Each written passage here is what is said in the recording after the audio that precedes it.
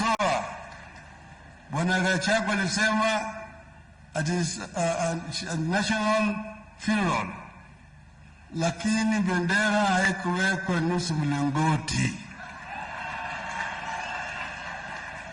There must be the flag must be flown at half past if it's a national funeral.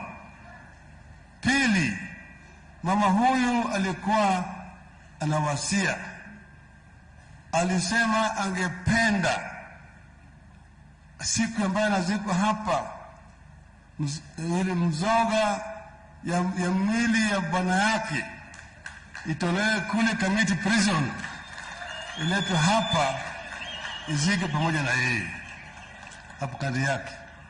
Hiyo ni wishi yake ambayo ingawaje hajafanyika hapa.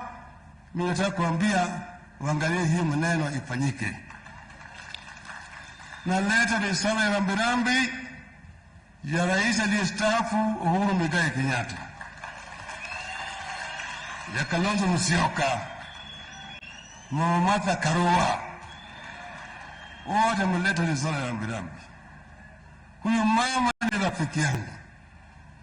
Ukiona katika hiyo kitabu mko naye hapa, utaona picha ambayo tumepiga na yeye moja yao. Hiyo picha ilipigwa katika boma hii. Kwa boma hii sio mara moja.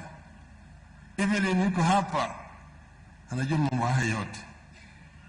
Vile vile tumekuwa naye mpaka kule pale ambaye Kimathi alishikwa, pale alipigwa risasi. Tumeenda naye pale ambapo jamaa wanasema nataka hiyo museum pamoja na yeye. Nilipoenda kumwona yeye mwaka jana alikuwa anaugua kule Korokocho. Akaniambia mimi yeye amechoka kuishi katika nyumba ya kukodisha. Nikamwambia tutatafuta yeye nyumba.